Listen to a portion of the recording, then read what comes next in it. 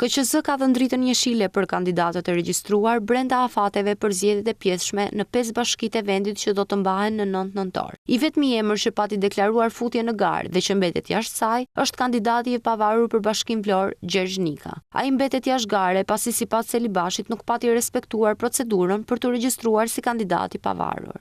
Edhe duke respektuar këtë precedent, realisht me keqardhje më të madhe, por nuk mund ta regjistrojmë si kandidat.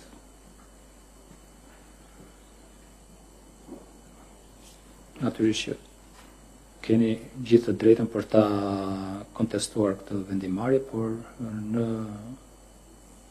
bazuar në arsyet dhe argumentet të cilat i relatova, por edhe precedentin e krijuar tashmë, nuk mund ta regjistrojmë si kandidat. Ankimi im, të cilin Gjergj Nika e depozitoi menjëherë në Komisionin e Ankimeve dhe Sanksioneve.